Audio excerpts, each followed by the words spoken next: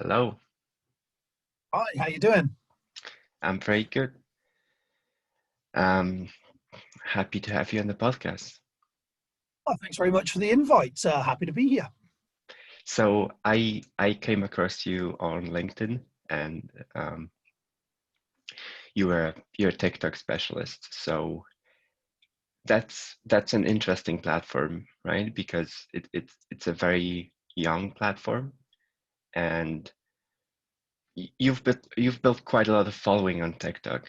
Um, so would you say the fact that you've built so much following is, largely because it's a new platform? Um, Partially, the one of the things that TikTok is renowned for is there's it's a great opportunity for growth, and because it's Hmm. still relatively new, we're still in a fortunate situation where there's far more people consuming content than there are creating content. So unlike say YouTube and Instagram, which is the other way around, Yes, there's still an opportunity for really rapid growth if you understand how it works. yes.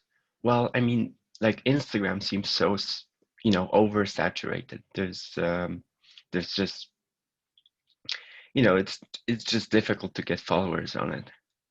Whereas, Yeah, yeah, yeah. Tik, Instagram has a lot of people on it and a lot of people trying to yes. achieve on there. Again, it has its own rules, but I think one of the things that's very different between the two is the way that the algorithms work and the way it's set up. So, as an Hmm. exact example of that, you can have one follower or 10,000 followers, but if TikTok thinks your content will suit a certain person, it will direct it to Hmm. them. So TikTok gives you what you're interested in seeing, whereas Instagram predominantly will just give you what's popular, which is why people struggle to grow in that space, because if they're not already popular, they're Yes. already at a disadvantage. Yeah. Well, shouldn't YouTube also be like that? So I guess YouTube will direct you to the videos that it thinks will suit you based on there's like a recommendations bar on the right. There is, yes, but again, you have to be at certain levels to get into that. You have to understand the Right. hashtags, and you have to use the right keywords. And so again, there, like with every platform, there are hoops to jump through. I mean, I'm not an expert on either Instagram or YouTube. I know people that are. So David Walsh is an example, great guy for YouTube. Chris Taylor would be an Instagram guy. Hmm. These guys are very specific towards those particular platforms, and they'll understand it far more than me. But in essence, again with YouTube, there's you have to have a certain amount of understanding of the platform to be able to promote that out and get into that recommended bar. That's very expensive real estate. Really? So if you're just starting out, let's say you have just 10 subscribers, you're not going to be on the recommended bar, It's highly unlikely. It's right? highly unlikely. I mean, I can't say not for sure because I don't know, but my experience is it's highly unlikely. I mean, I've used TikTok personally to grow my YouTube, Mm. so my YouTube has grown over 78% since I started on TikTok. So Mm. again, it's another great little hack that TikTok can be used for. Yeah. Well, I haven't used TikTok much, but when I did use, I'm at like 6 followers. Yeah. So but I actually put the clips from this podcast on it. So um, and what I've noticed it like I think when I posted my first TikTok, it was literally just me saying, "Hi, this is Max, and this is my first TikTok," and it got like 300 views from nothing, right? I had 0 followers, and yet it got 300 views, so th th and what's really interesting is like people used to say, oh, TikTok is for kids. TikTok is just like people dancing.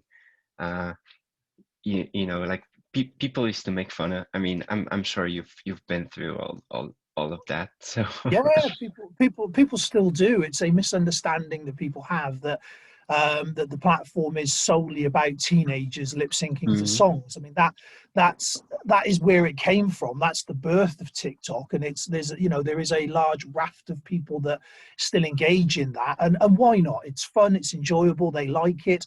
But aside from that, now there's a huge amount of business going on. There's a huge Mhm. amount of expertise status going on. The way I describe it is a fast-paced YouTube. So if you think about YouTube with like 20 Yes. cups of coffee and a sense of mischief, you're not far wrong.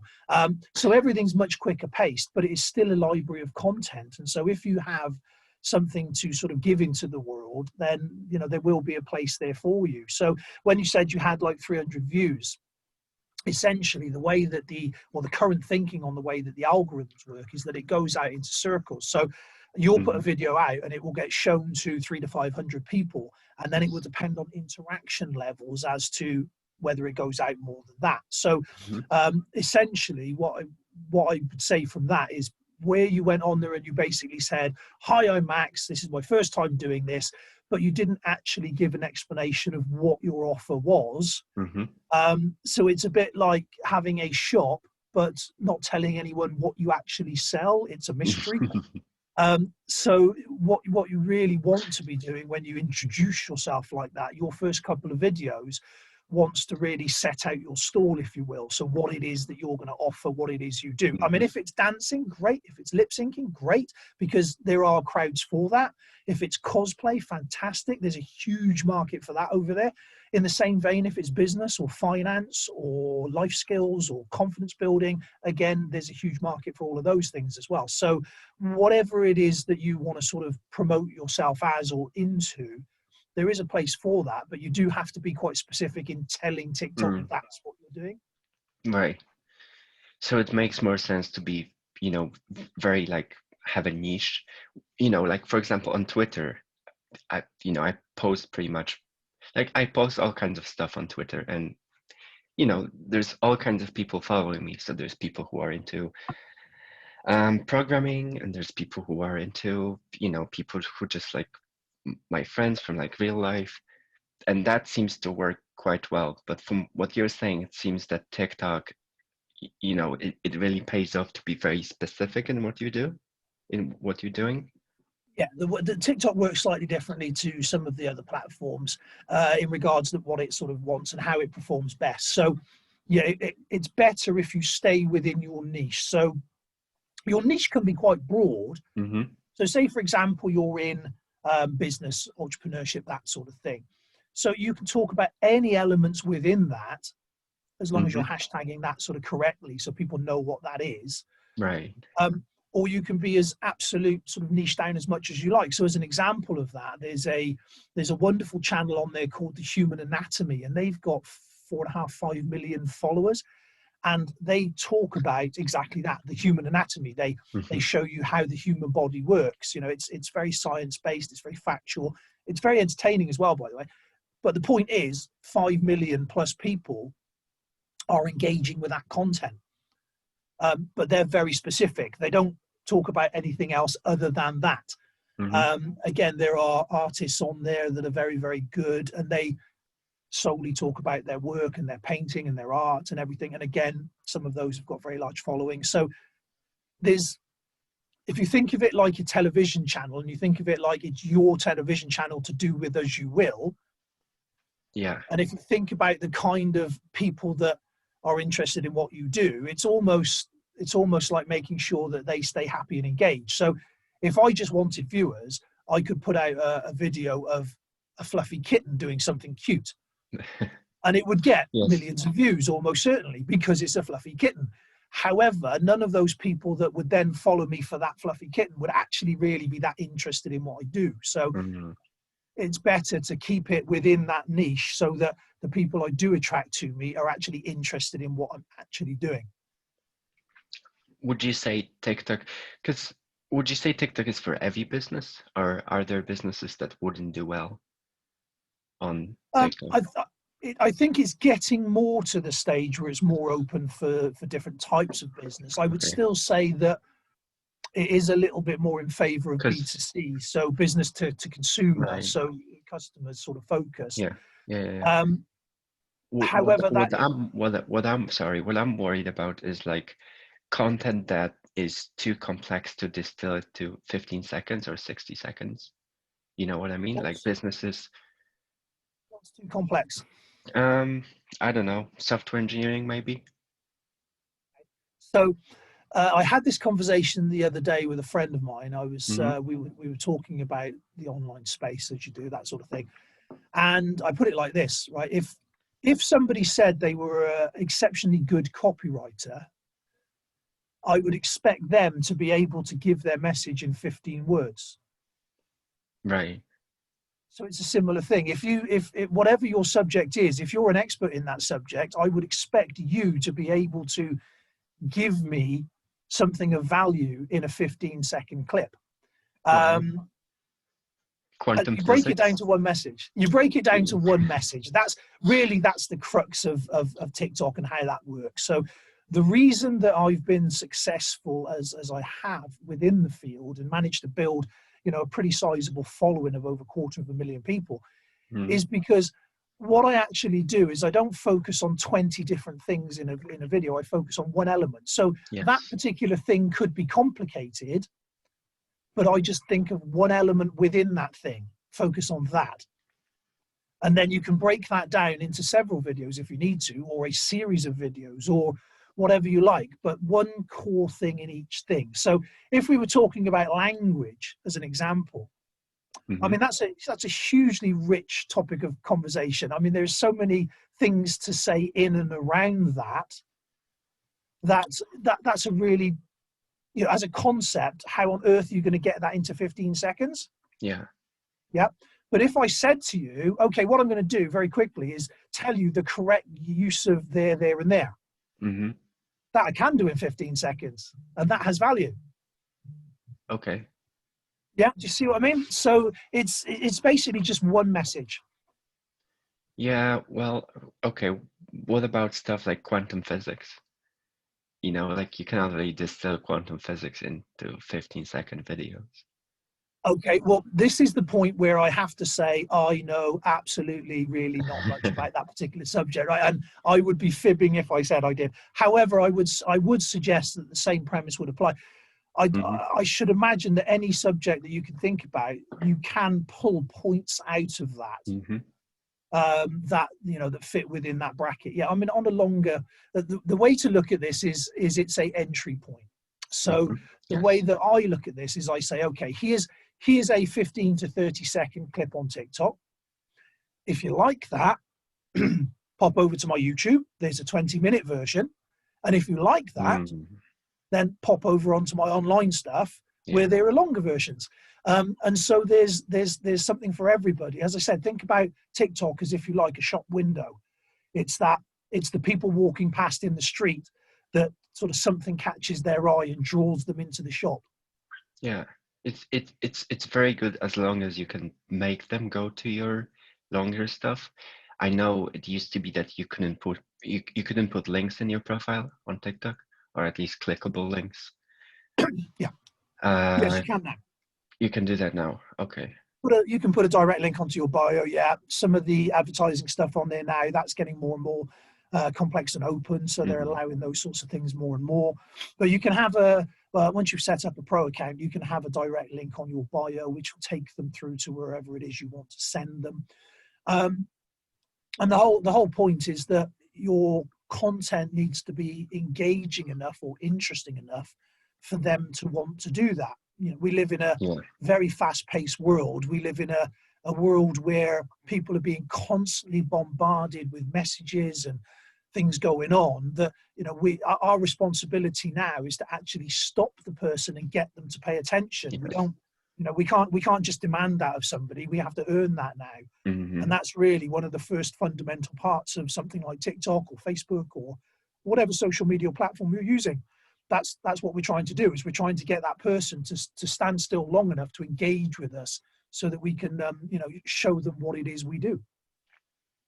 So how many times do you post a day? It fluctuates. When I first started, I posted very regularly, 4 to 6 times a day. And I did that consistently for quite some time because obviously I was trying to grow, and it was a way for me to test some of the videos, the hashtags, how they all work, that sort of thing. It was a way for me to sort of figure out the platform itself. So I post significantly less now. How did you even have time to post 6 times a day? I mean, Well, how again, when did you you put even? it have When you enough ideas to post 6 times a day. Um, well, when you put it into context, it's not actually that difficult, to be fair, because the clips, as we said, they're 15 seconds long. Yeah. So if you think about making a YouTube clip, if you want to monetize that, it's going to have to be a minimum of 10 minutes. And then you think, well, how many 15 seconds can I fit into 10 minutes? Actually, that's not bad going. So the editing software on the platform itself is really easy to use, Yes, it is. very quick to upload. So overall, you can literally do a clip in 30 seconds and have that up there. It doesn't take much. You can repurpose other content, so Yeah. YouTube clips, Zoom conversations, all that sort of thing. As long as you're confident enough to do that, you know what I mean? Like, for me, I shoot a video and then I'm like, is that good enough? It just takes me half a day to even get myself to do it. I procrastinate for like half a day. Okay, so what are you actually trying to achieve with it? Is it do you have a purpose for Yeah, going on to something like TikTok? that might be the big pain point. Not really. I was mostly just experimenting with it. Now I use it to post clips from this podcast, so I don't really post anything like directly shot by me. Okay, so you're looking to promote the podcast. Yeah, that'd be nice. Yeah. Anything else or just that? Just that. Right. Right. So what is the podcast? What's its voice, if you like? What's the message? What does the podcast do for people that listen to it? It exposes them to interesting people. Okay, but is it specific to any kind of particular topic? So is it sort of business related, social media related? Is it science related? Is it emotion related, relationship? Not really. It's just everything. So I mean, I've had some technical guests, and now you're like social media / business guest. I had a modern mystic. It's just all kinds of people. Okay, right. So human interest then, really, sort of thing. So I mean, what I would say then, if I was looking to promote that on TikTok, then I Hmm. would be looking at short form clips in and around some of those things. So if you have, as an example, a guest coming up that is a modern mystic, did you say? Yes.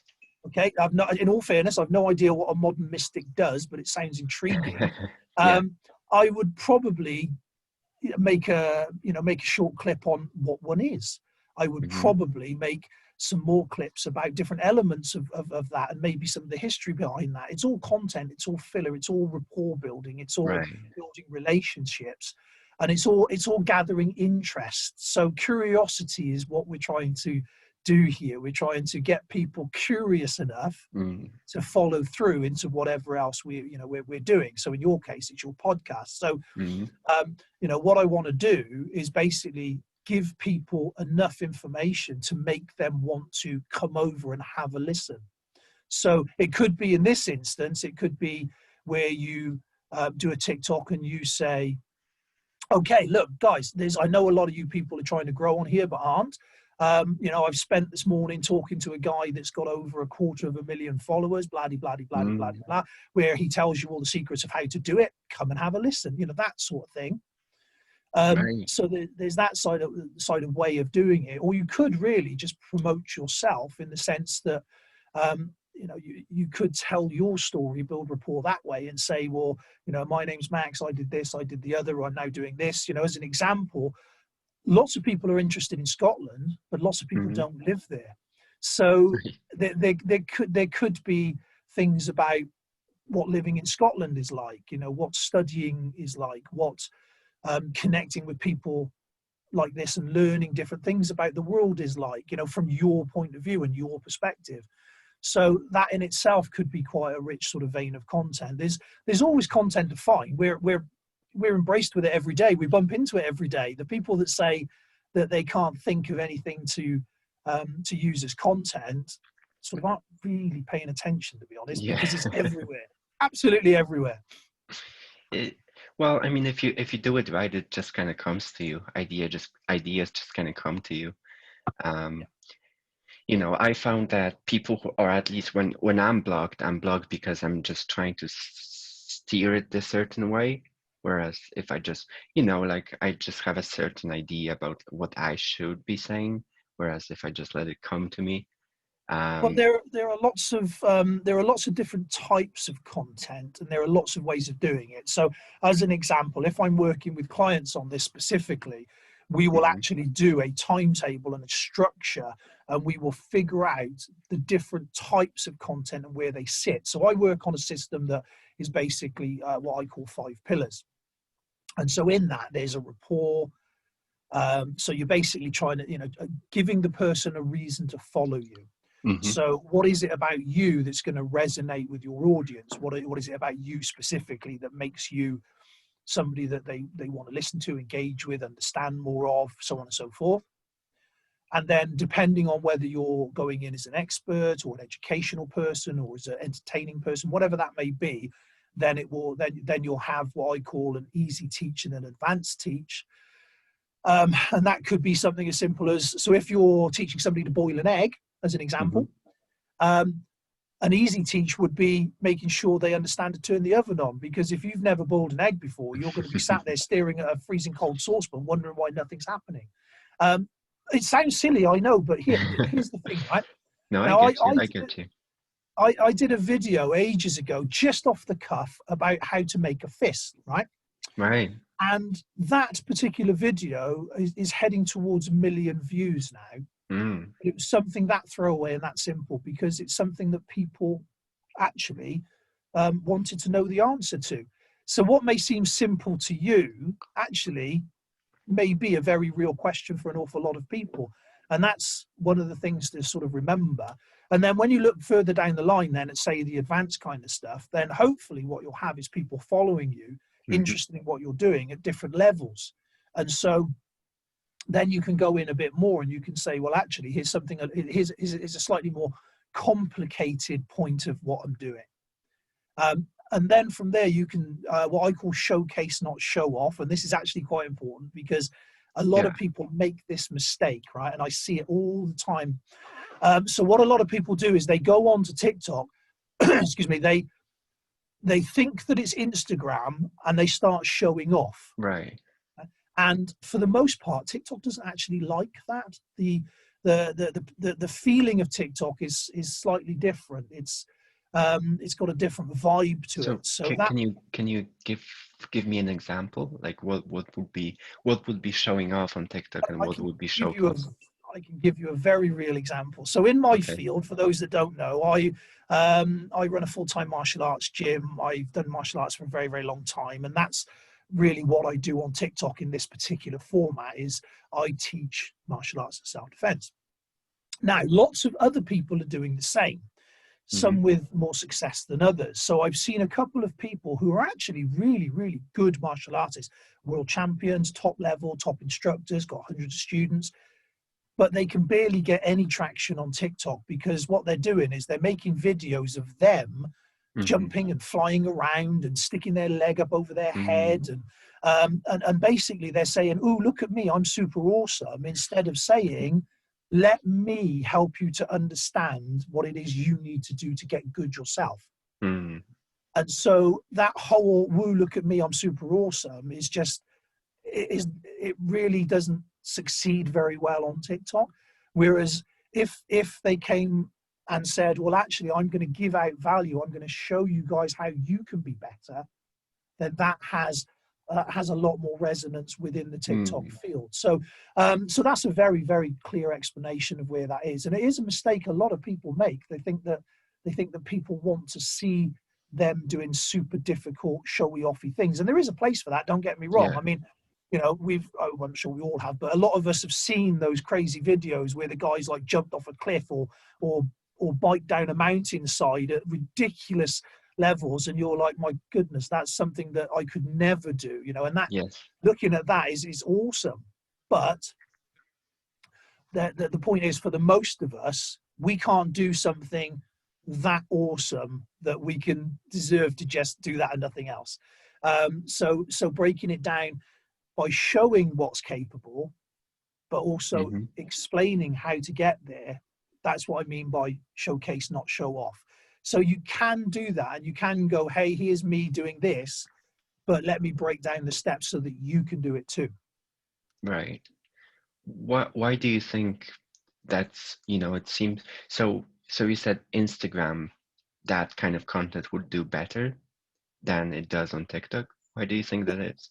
It seems to. It seems. I mean, Instagram is all about filters and the best you, isn't it? And Yeah. sunsets and so on and so forth. Or perhaps I'm slightly mistaken, but there seems to be an element of Yeah. that over on Instagram, which is Well, I mean, absolutely no, well, I mean, yes, but there's also a lot of like business content, and like if you follow Gary Vaynerchuk, for example, on Instagram, he doesn't post any like flexing stuff, any like show off type no, of stuff, no. Well, he's absolutely everywhere, isn't he? And he's doing his thing on every platform. He's absolutely, saturating on TikTok as well. I mean, how there's a content creating monster right there for you, Gary V.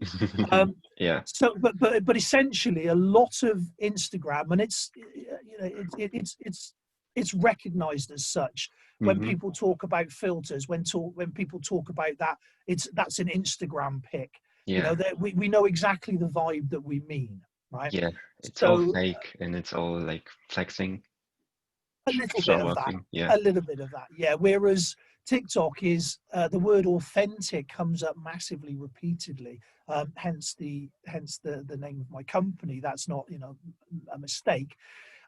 Authenticity is something that's very big on the platform, and they would much prefer real and raw to an overproduced, highly edited something that doesn't reflect what's actually real.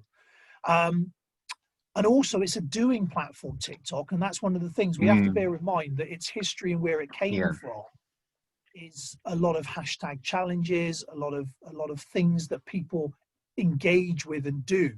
So it's not just voyeuristic. People want Mm. to get Yes. interactive with it, and that's something as well that's really, really important about TikTok, is the fact that it is essentially an interactive Yeah. platform. Yeah. Duets and all that stuff. Really big. Um, yeah, I mean, hmm. So, well, I mean, it to me, it just still kind of feels like I'm too broad for it. So maybe, how do, well, can I ask, like, what does your For You page look like? Is it mostly martial arts? No, no. My For You page there's elements of that, obviously, Mm-hmm. but there's a lot of art, there's a lot of nature, there's a lot of business related stuff, there's a lot of trying to be a better human being kind of stuff. I mean, my For You page is a compilation of things that I'm interested in. So Yeah. again, that's a mistake that people make quite often, is when they first access TikTok, normally they either just set up a profile, open it up, and get greeted with the madness that is unfiltered TikTok, or Yeah. they access it through one of their younger relations, normally a teenage daughter or something, in which case they get given an awful lot of content that is geared towards a 13-year-old girl, not geared towards them. Mm-hmm. And so then they assume that the madness that they're seeing is what TikTok actually is, and it's not. That TikTok's really, really, really clever in identifying what it is that you like and what you're, what you're passionate about, what you're hungry to watch, Yeah. what you're seeing, and it will give you that very quickly if you let it. So I mean, one of the things that I say to people is you should train TikTok. And that's Yes. exactly what I mean by that. You teach it what it is that you like, and then it will give you what you like. And again, it's a bit tongue in cheek, but I say this quite regularly to people because they go, "Oh, it's just, all I ever see is teenage girls twerking." It's like, well, stop watching that then, right? And Yes. they'll stop giving it to you. It's that simple. So yeah, I've got a lot of art, a lot of nature, a lot of science, a lot of business related content, and that's all massive on the platform. It's very, very surprising just how much incredibly interesting things are there if only people took the time to look. I actually liked my For You page when I first downloaded the app than I do now, which is really strange. So, when I first downloaded it, it was just like standard, stereotypical TikTok, just people dancing and memes. That was actually kind of fun. But now it's really strange. Like my For You page has become like this just stream of very dark and like just dark humor and like existential dread and stuff like that. Like really, is, like is you wouldn't associate TikTok with what I'm seeing on my For You. Like every time I go to my For You page for like half an hour, I just don't want to live anymore. well, that is quite dark, to be honest. That is quite strange also, because like Again, I don't like that content. I well, think I'm just drawn to it. well, you're obviously, but your behaviors within the platform are obviously suggesting to TikTok otherwise. Yeah. Otherwise, it wouldn't be showing you that more and more regularly. So, how many people do you follow? Uh, like 5. What I would suggest you do, right, and give this a few days, and then Mm-hmm. let me know by all means, please, what Okay. happens. Follow 50 people, right? Find 50 people that you like in whatever walk of life it is. It doesn't matter, Mm-hmm. but find 50 people that you like. Follow those people, and then when you go onto your For You page, okay, there you can go into the videos and press dislike or don't want to see. Oh, really? You can do that. All right. So if there's something that is really not your cup of tea, Right. then you can just click onto the video there and say don't want to see that, and it'll stop showing you that sort of thing. But the easiest way, the quickest way, is just to scroll straight past. Right. Yeah. The ones that you like, allow them to run all the way through. Yeah. Okay, even let them run through twice. It's great for the creator because that helps their growth and their exposure, but also it's really good for you because TikTok is then saying, oh, he's watched this a couple of times, Mm. he obviously likes this sort of thing. Whereas if you just go pump down like that, pump down like that, pump down like that, again, it starts Yeah. figuring it out. So within a couple of days, if you follow 50 people and you do that for a few days, you literally, again, you can do it like just as you normally would with TikTok, or you can commit sort of 15 minutes a day to it, whatever you like. Then it shouldn't take very long for TikTok to sort of figure it out and start giving you a completely different Mm. set of videos. Because I guarantee you, if you looked at my For You page, it would look very, very different to yours. Yes. Does it work both ways? So obviously it's gonna start recommending videos that I like to me, but is it gonna recommend my videos to people who are more like me? If you hashtag it right, then yes. Okay. But I mean Yeah, just it's one of the things that when it comes to training TikTok, again, we want to train TikTok to know what it is that we're offering into the world. mm-hmm. So if we put it at the easiest way to understand it, if we say the hashtags are like an address, a physical address. So if you put an address into a sat nav, you don't just put in, oh, it's the blue house with the wonky Yes. chimney, right? You've got a city, you've got a town, you've got a street, you've got a number, you've got a postcode. All of those things tell the sat nav very Mm-hmm. specifically where it is it needs to go. And so you can do the same with your hashtags. And so you want to be quite clear on what they are. And that's something, again, that once you get the hang of that, that really helps. Because when we talk about the algorithms and we talk about the interaction levels, if you make a video and you put hashtag FYP, Mm-hmm. For You page, right? Yeah, doesn't make sense. TikTok has no idea what that is. You could be plucking a chicken or, flying a fighter plane, right? Yeah. TikTok's got no idea. But it will send it out into the world anyway. So it will go out to a few hundred random people. Now, if we say that your content is on how to pluck a chicken, out of those random couple of hundred people, the odds are that a very small percentage of them are going to actually care enough about how to pluck a chicken to watch the damn thing, Yeah. right? And so instantly you're doomed to failure. Whereas if you hashtag that correctly, Mm-hmm. it gets sent out to people that are actually interested in that kind of content, which means far more people are likely to engage with it, i.e. watch it through, i.e. comment, i.e. have an opinion, share it to their friends, so on and so forth, which means it will get pushed out again to more and more people. Mm-hmm. So hashtagging is really, really important in the same way it is for a lot of the platforms. But the way that it's done within TikTok is twofold. Number one, you've got the search capabilities and the SEO kind of ramifications to having the right keyword search terms. But then you've also got the hashtag challenges and things like that TikTok handily do. They actually tell you what's popular, unlike the other platforms. So TikTok will actually say, hashtag chicken plucking, whatever it is. It will actually Yeah. tell you how many people are looking in and around those terms. And if that's popular, it will actually come up as one of the trending Yeah. hashtags. And so you know that, hundreds of millions of people are interested in that particular subject at that moment. So the hashtags are really, really important. Yeah. That's pretty useful. Do you shoot most of your videos from the app, or because I know you can shoot them from the app, or you can just take a video that you got from somewhere and just post it. But Yeah, I well, I know do a mixture of both. TikTok seems to prefer videos shot from the app. At least last time I talked to you, that's what you said.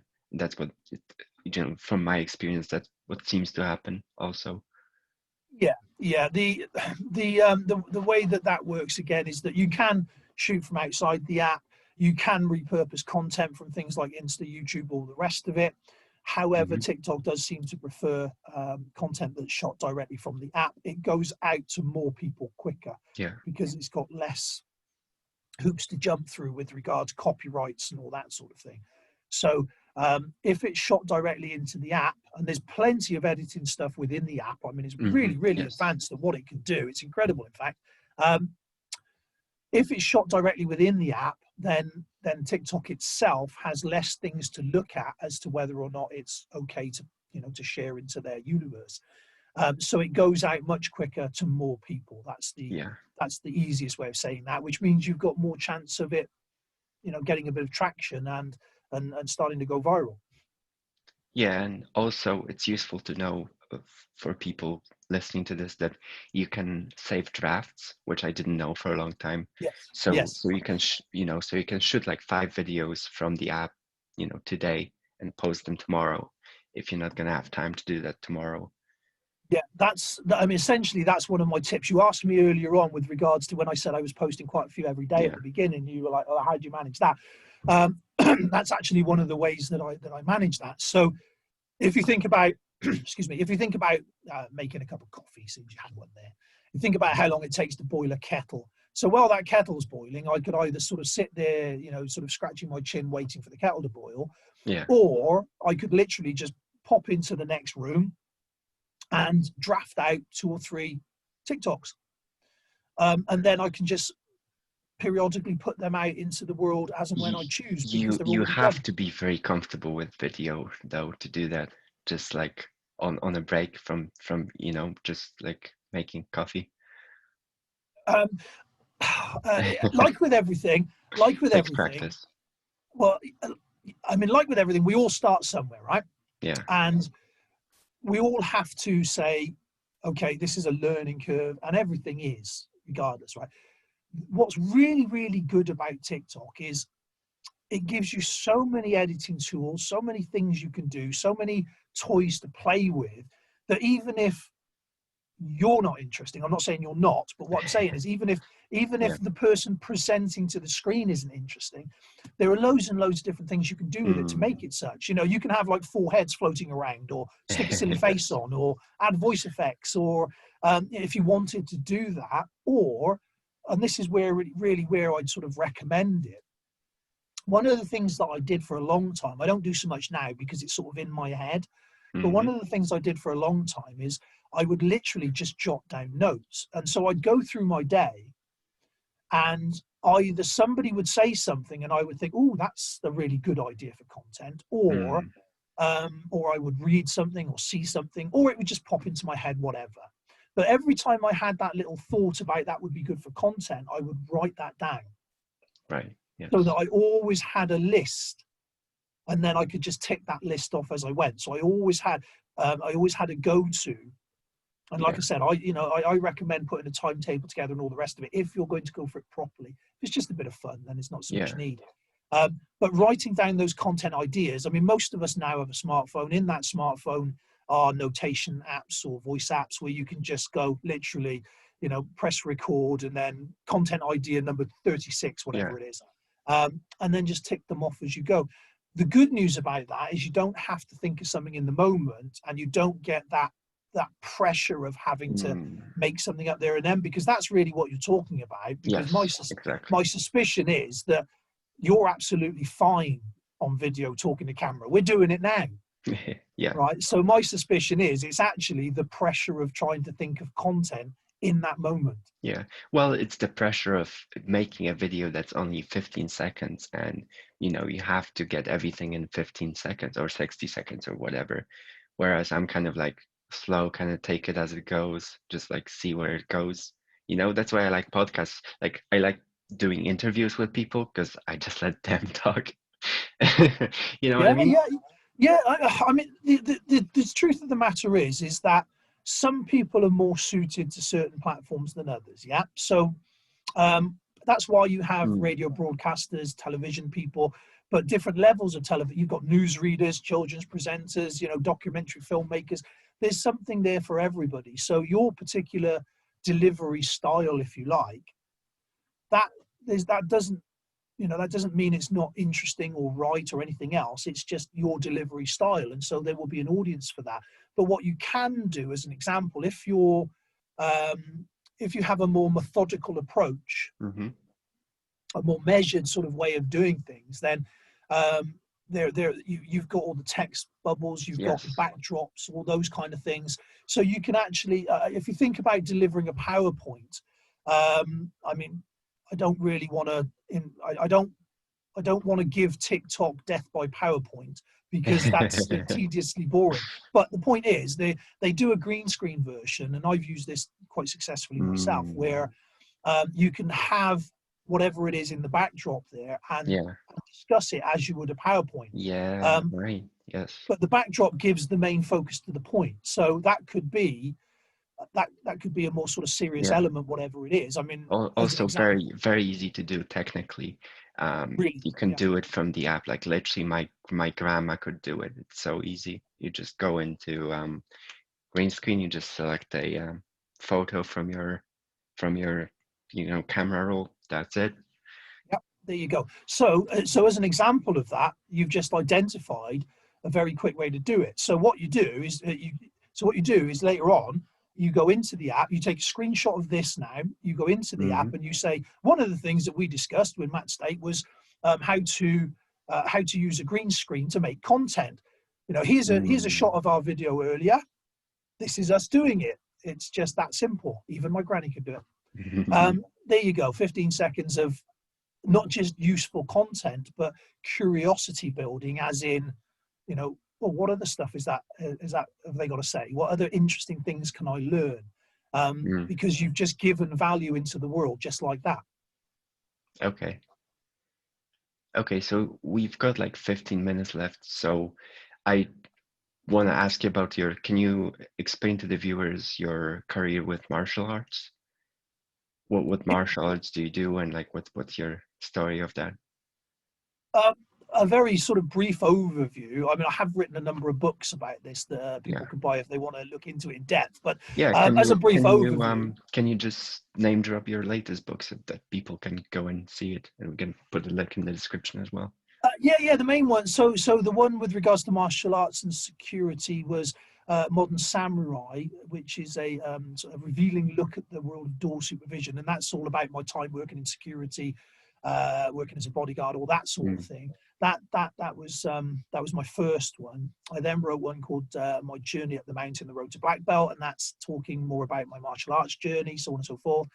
The most recent one was co-written with Kai Morgan, which is Online Martial Arts Evolution or Extinction, which is basically a study into the current, not just the current situation, but the way the world is moving into more and Yeah. more of an online learning space. So that's kind of an interesting thing. Again, they were all very well received. And so those are the ones at the moment, the main ones that are out there.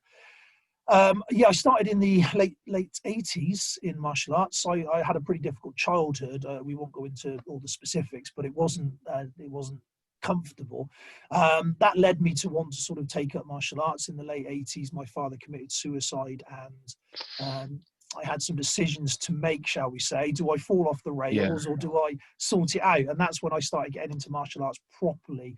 I dabbled long before then, but I mean properly as in it became a passion, a way of life, a all-consuming, if you will. Yeah. And so, yeah, so I ended up, I've been doing that ever since. I've got lots of different black belts in lots of different arts. I run a full-time martial arts gym. I hold world championship gold, silver, bronze medals. I've represented the country a couple of times in various things, and so on and so forth. So yeah, so I've been doing it a very long time. I have a huge passion for it, and it's something that has been the savior for me, if you like. Everything that you see Yeah. now, every success that I've had, every success that I may have, every basically everything that I am now is due in some part to martial arts and the lessons learned through the training. Which one is your favorite? Which martial art is Oh, your you favorite? can't ask that. That's like asking a parent which is the favorite child. They're like with everything, there are pluses and minuses. So there are different elements to things that are good and bad. I mean, I'm very, very, very grateful for my traditional background, because that built a really, really strong foundation. It built solid movement, solid dynamics, a really good understanding of how my body worked, and it made me work hard, which is something you may not get so much in the modern age.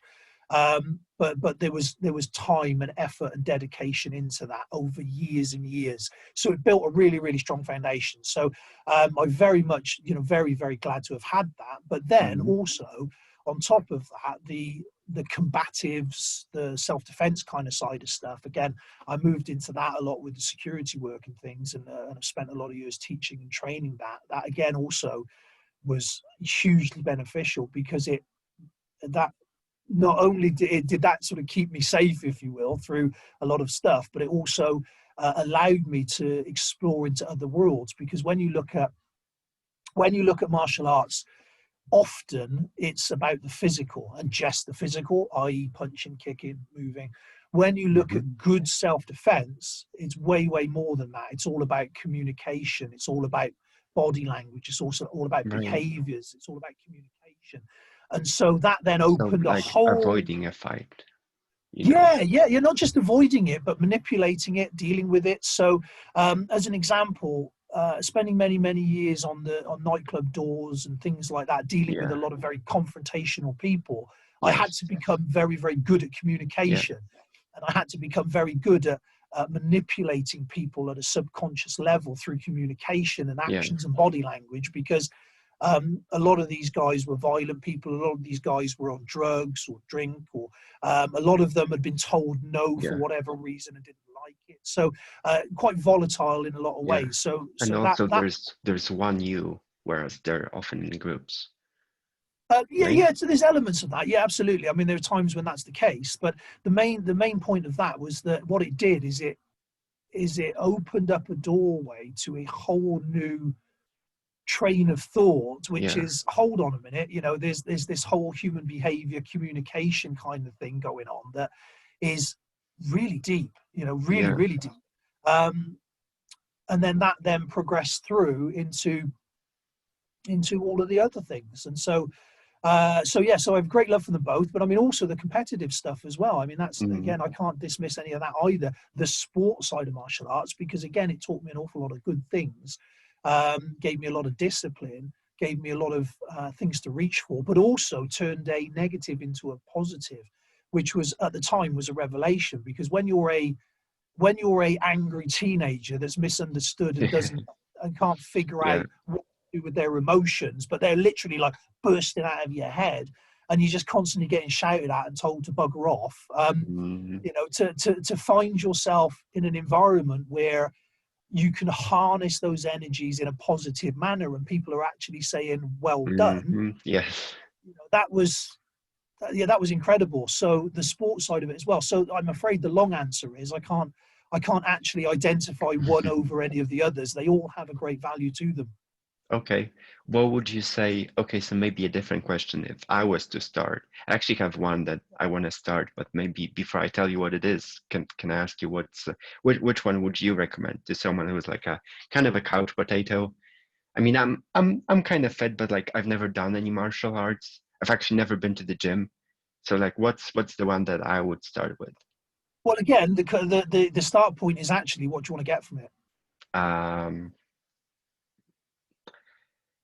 don't know, just maybe like being more confident and don't know, like I would have to try it to know what it gives me, like, just like what emotions it would invoke. No, it's not what it gives you; it's what you want from it. And this Right. is why I asked the question, because some people live in an area where it's high crime, there's high violence, and they want to learn very serious physical self-defense skills. Some people want to be the next UFC heavyweight champion of the world. Yeah. No, Some I'm other not that. people, It's mostly some for other fun. people Yeah, okay. So other people just want community, a bit of exercise, Hmm. learn, as you said, there's a little bit more confidence in their, not necessarily in their ability to handle conflict, but just a little bit more confident in themselves and the way the Hmm. world works. So once you've identified what it is you want, then you can actually say, well, really, the style at that point doesn't actually matter that much. If you're after a little bit of confidence, a little bit of movement, a little bit more physicality, a little bit of Hmm. community. It's more important to actually find a group that gives you those things. So Yeah. it's more important. The instructor is more important than the style, and Right. this is across the board really for the most part. Yeah. Unless you're very specific in your goals, then the instructor is more important than the style, and the club and the energy within the club. So is it a family club? Is it a fighters club? Is it is it a closed door kind of club? So that again will dictate whether it's right for you. Because if you want a friendly community club where you can train but you're not worried about getting lugged every 5 minutes by the dude that looks like that, then an actual proper full-on fighters club probably isn't the one for you. Mm. Okay. So yeah, decide, like with everything. I mean, again, that's a really important thing across the board. Figure out what it is you want from the thing before you figure, and that will then give you the answer as to what that thing should look like for you. Okay. I mean, so you mentioned like avoiding or being able to get into confrontations, like physical confrontations with people. I think that's what I want. But to be able to So, do that, well, like to be able to be in that situation and feel safe. okay, I'm gonna be really honest here. Okay. If that's what you want, the training to get to that is actually very, very challenging. It's not a short-term thing, and Hmm. you would have to put yourself through a lot of uncomfortable procedures to get there. Psychologically, it's really hard. Sounds Um, good. yeah, it's the truth is there are many people in the world that have lots of muscles and are very physically Hmm. capable, but psychologically Yeah, can't very handle the soft. stress, Yeah, yeah, right? yeah. Um, but there, I mean, that conversely, there's the other way around as well. So I'm not saying that, but what I'm saying is, to be honest with you, when it comes to confrontation, then gaining physical skills is only a small actual part of the Mm. equation. The mental ability is more important to be able to fire the gun if you need to, i.e. use the physical skills, but more importantly, be capable enough within yourself and confident enough within yourself to be able to not have to do that, if you see what I Yeah. mean. So the way that I explain this, and I've spent many, many years teaching this because I teach an awful lot of frontline people that have to be involved in violence in their work roles. Hmm. And the way that I explain this is, if you walk around the corner and there's a chihuahua barking at you, okay, Hmm. now you'll look at that chihuahua and you will react in a certain manner.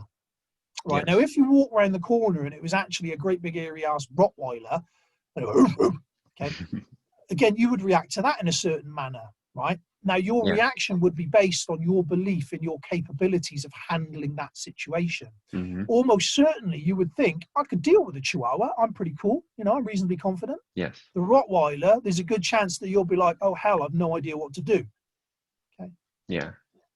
So the idea is that what we need to do is to try and train the brain and try and train your level so that whether it's a Rottweiler or a Chihuahua, you approach it with the same mythology, yeah, the same energy. Mm-hmm. So you have the confidence within you to be able to deal with either of those situations equally. Yeah. And that's a really hard thing to do. Let's be honest about that. That's a really hard thing to do. And to gain genuine physical skills to deal with that. Psychologically difficult. Yeah, psychologically difficult. Yeah. I mean, obviously, the best thing to do is not be in a situation where you're walking around corners to be greeted with that sort of thing. Yes. But the world sometimes happens whether we like it Yeah. or not. I mean, the newspapers are full of bad things happening to good people. Mm-hmm. Unfortunately, that's the case. And some For people most, are just in those kinds of jobs. but for most Yeah. people, I would just say that they don't need that level of training. They really, really don't. That's a bit like living in absolute fear and training your entire life for a situation that may or may not happen. So when, as an example of that, again, if you look at the preppers, have you heard of preppers? Do you know what Yes, they I are? have. Yeah. Okay, right. So if you look at this guy that, you know, he thinks the end of the world is nigh and he spends 10 years buying tins of baked beans to bury in his garden, the rest of the world think he's a bit of a nutter. Okay? Yeah. But the point is, it may happen. It may happen. It may I happen. I But I for, bet these people had a lot of fun when COVID happened because they were like, yeah, finally the end of the world. yeah, they Now probably who's did. laughing? Yeah, they probably did. Yeah, but my point on that is that while the rest of us spend 10 years just living our life, Mm-hmm. you know, it's not to say we're not aware that the world might end, but we're not going to base every decision we make based on it. You know, we're going to try and enjoy life. And so that's the thing. That guy burying his baked beans in the garden has spent 10 years on a maybe, on a what if, on a, you know, Mm-hmm. at the cost of everything else. And so when we're looking at martial arts, for the vast majority of people, it doesn't have to be done at a level at the cost of everything else. You know, I did, and some others do, because that's where we needed to go. You know, if you want to be a high level athlete in anything, you've got to compromise other things. You know, if you want to be, you know, exceptionally capable in any physical realm, you have to sacrifice other things to achieve that. That's just that's just the law of nature, if you will. So, for the most part, you don't need it. For the most part, you just need to dedicate a bit of time and effort to it. A couple of nights a week, you know, eat decently, hang Yeah. around with the right people. That's a good start. So what style did you have in mind? Jiu-jitsu, Brazilian jiu-jitsu. Yeah, it was very popular at the moment. It's a good. They call them murdering nerds. Yeah, exactly. Because it seems more like safe and gentle in a way, but it is Um, effective from again, what I've right, heard. because we're having this conversation again, I'm going to be honest because I like being Okay. honest and Yeah, I I like like roughly. I like when people are honest with me too. Okay. So go Well, ahead. what I would say is BJJ is a fantastic skill, and the you know practitioners of such are awesome, right? I love Mm-hmm. BJJ, not going to knock it, okay, in that respect. However, I would say to you that if self-defense is your aim, and you said you wanted something around that, Mm-hmm. you have to bear in mind that regardless of what people tell you in the world, we're looking at a system that does no stand-up, does no striking, and you have to wear specific types of clothes for it to work a lot of the time. Right. All right. And so all of those things go against what is actual self-defense. So that's not dismissing the skills. It's just to say that if you're looking for self-defense, BJJ is great. But if you're talking about something that instantly wants to pull you to the ground, Mm-hmm. and you've got 5 mates that are all like hoofing you in the head, Yeah. that's going to be a little difficult. Yes. You know, most fighting start at striking range. I mean, they do say that, you know, there's this thing that was perpetrated by the Gracies that 95% of fights end on the ground, sort of deal. Mm-hmm. That was Yes. actually a study from the LAPD about arrests, not actual fights. So it Mm. was kind of misquoted, but the truth is that yeah, often people do end up in a pile, but they end up in a pile after people have been swinging punches. So it's what I would actually say, in the same way that I would say for a MMA fighter, anybody like that, I would say what you actually want is a mixture of skills. Mm-hmm. Yeah. So BJJ is an absolutely great skill to learn, but it's only one part of the puzzle, in the same way that, say, boxing is a great skill to learn. You know, if you want to learn to punch somebody in the nose well, boxing's a great way to do that. Mm. However, again, boxing is a sport. It doesn't cover ground. It doesn't cover weapons, mindset, all those sorts of things. And so what you actually want is a happy mix of a few things. So, but BJJ is a great start, to be honest with you. And it's one of those where a lot of martial arts these days, some of them have kind of lost their way a little bit with regards to how effective they are, how good they are, how standardized they are, so on and so forth. BJJ at the moment is still well recognized as it has a standard. So if you grade through the system, if you do well within that, then you know you've earned that. So yeah, there's an awful lot of positives in BJJ, but I would say that if it's purely, you know, if you want a self-defense element towards it, then my honest opinion is learn how to punch somebody as well. So what would you say about Krav Maga? Oh, That's good Lord, brutal. here we go. Yeah, here we go. You know, I just mentioned about the standardization and the quality levels. Krav is the absolute reverse of that coin. Right. So I started doing Krav and Kapat years and years ago, well before it became sort of really popular. And as a core system, it's awesome, but it's not actually a system of techniques as much as it is a system of attitude. So it's all based on aggression. It's all based on forward movement. It's all based on that. Now, for the most part, a lot of Krav Maga is really not very good. Right. A lot of it is essentially pad work and contact training stuff where everyone gets a sweat on, they whack a pad, but the technique level isn't necessarily there. That's not an across the board mind, because there are some absolutely awesome Krav instructors that are really, really, really good. Unfortunately, the way that most Krav organizations are set up, that also means that in a few short weeks, there's also a lot of people qualified as instructors that really don't have the background knowledge. Right. So, so when it comes to Krav, I would say research, look at the club, look at the history of the instructor, have a look at, you know, what they offer, because not all Krav is equal. I mean, I assume there's not that much of a market for it because it's so hardcore. No, complete opposite. The complete opposite is true. And that, again, that's the irony of what we're talking about, right? Okay. Again, so if you want a very, very specific, you know, if you want to learn how to defend yourself, right, properly, right, I can give you the core skills of that in a few months, but it will be ugly, it will be unpleasant, you will hate me, you will hate yourself, and almost certainly you wouldn't want to put yourself through it, right? That is unfortunately the truth. That's what it takes if you want to get there. Okay, but it can be done in a relatively short time because you don't need a huge amount of fancy techniques. Now, Krav Maga came from that, and what it is now, it's a system of belts and grades and programs and lots of yummy mummies do it, lots of office workers do it, lots of people do it. It is now a huge marketing giant where hundreds of millions of people across the globe all whack a pad, get a sweat on, and get told they're super dangerous, right? Oh yeah. Most of those people, and again, I'm going to be careful how I word this, but most of those people aren't learning to fight. They're learning to hit a pad and get a sweat on. That's not the same thing. Well, what I mean is like the original Krav Maga. Yes, the original in its essence. I mean, what it supposedly stands for.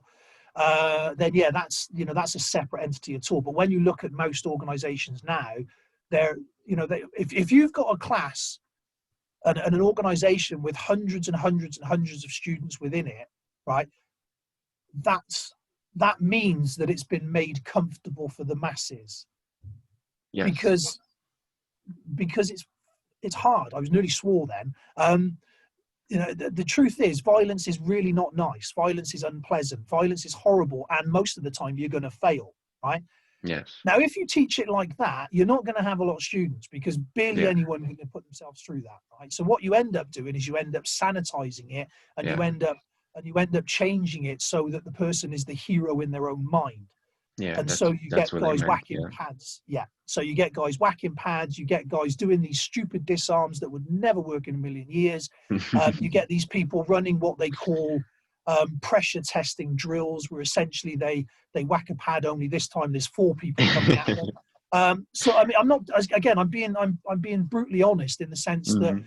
good Krav Maga, good Kapap, good Israeli military systems are really, really, really good. And Yeah. finding one of those, you're going to struggle to get better with regards to good training in that environment. Okay, so that's the top tier. What I am Mhm. saying and identifying is that unfortunately, in the modern world where we are now, there's a whole load of people underneath that top tier that really are just selling a dream. Right. Yeah. I mean, it makes sense. It makes sense because, like you said, not a lot of people would want to put themselves through that. Um. But there's pluses to everything. I mean, the thing is, again, it's one of those where I've got to be. I don't want to be totally negative because I Yeah. don't. And the For thing some is, if people, that's what they want. Yeah. yeah, exactly. I mean, if that That's what they person need. goes to a leisure centre, hits some pads, gets a sweat on, does some exercise, makes some new friends, feels good about themselves, hey, there's absolutely nothing wrong with that. Yeah. I mean, it's better than if they were exposed to something too extreme for them and just gave up because of that. You know what I mean? Like if they just get get like brutally like hit by someone who's like a top Krav Maga expert, and then they're like, "Fuck that! I'm not gonna do any martial arts. This was fucking terrifying." You know what Yeah, I mean? yeah, yeah. Well, again, the instructor, the organisation, the instructor, they should all know the levels and where to point that and where to set that. So, if you were walking into my club as an example, as a first time ever going into a martial arts setting, right? I know for a written in stone fact that you are going to be terrified, Yeah. right? It's new, it's different. We all feel the same way, right? Hmm. So it's going to be scary, it's going to be challenging. Just getting through the door would have taken a huge amount of self-discipline and self-control. Hmm. The amount of times I've spoken to people where they've tried to go to a club 3 or 4 times and literally got to the door each time but just couldn't actually get Yeah. through it. So most people are going to recognize that that in itself is a very, very big step. And so most people, I hope anyway, and I'm sure that's the case, they aren't just going to then throw you to the wolves. You're going to start at the right place. You're going to start at the beginning, and Hmm. over time, you will then start to be exposed more and more to the different levels of skill. In the same way that, if you suddenly passed your driving test and then somebody stuck you in a Formula One car and stuck you at Brands Hatch, you're probably never going to get in a car again because that's just going to wreck any confidence that you may have had. Yeah. So there should be a start point. There should be an incremental exposure to both skill and levels of contact and pressure and everything else. I mean, a good instructor will make sure that all that is in place for you. Okay. Awesome. So before we finish, I just want to talk about Twitter. I've noticed um, you've been posting about Twitter a bit more. You made a Twitter account lately. Yeah, Twitter. Again, hands up. Twitter is my nemesis, if you will. Um, I've never really engaged with Twitter. I don't have a lot to do with it, and my understanding at the outside looking in, for the most part, is that it's full of angry people all shouting at one another. Everybody's talking about Twitter storms and Yeah. so on and so See, forth. but But that's like we're the opposite. So, I'm good at Twitter, you're good at TikTok.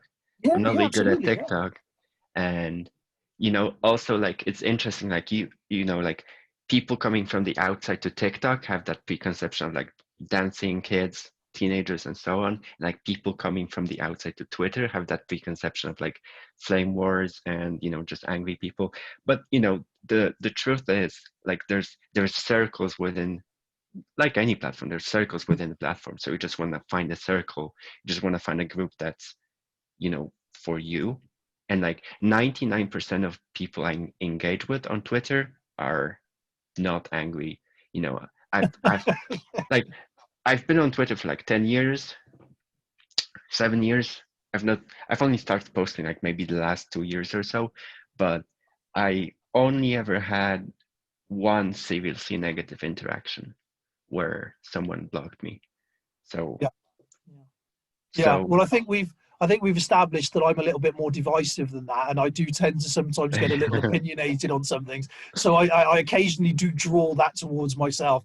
So I will acknowledge that fact. Yeah, I mean, Twitter to me is something that I just never really sort of had a go at, and Mhm, now, I mean, I always advocate to people only really work on a number of social media platforms that work mhm, best for you. So pick the three that work best for you and stick with them, because you're not going to become an expert on all of them, and it's just mhm. far too time Yeah, consuming. And so that's really why Twitter has sort of slipped under my radar a yeah, lot. However, yeah, recently I've decided to dip my toe in and see what happens. yeah. But Try it. yeah, Try well, it so for a far, while. See what happens.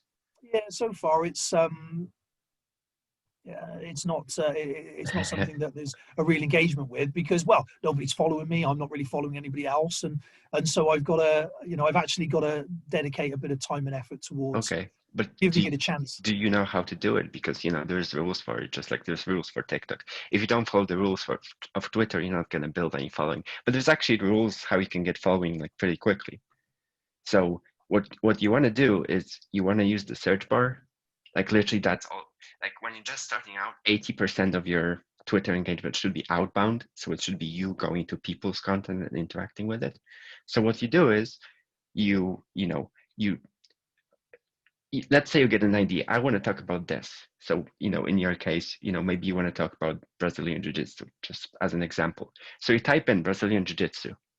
You might want to go in the search bar and you go to latest, and that's going to give you everyone talking about Brazilian Jiu-Jitsu. And then you just kind of invite yourself into the conversation. You just respond to people. And you do that, Yeah, like you literally have to do that for like 2 hours. And like magically like that, some people are going to be interested in what you're saying. Some people are going to be like, oh, okay, that guy's interesting. They're going to follow you. And that's how you build a following. right. Okay. No, thank you for that. So I will sort of incorporate that into Yeah. what I'm doing and see how we go. It's one of those where I know that there are some interesting people on Twitter, Hmm. that don't necessarily interact so much on the other platforms. That was one of the sort of reasons that I was wanting to give it a try, was because that as I say, there are some people on there that aren't really on the other ones that Hmm. are interesting. So we'll see what happens with that. But thank you for that. That's a good tip, and one that Yeah. I mean, it's literally game changing.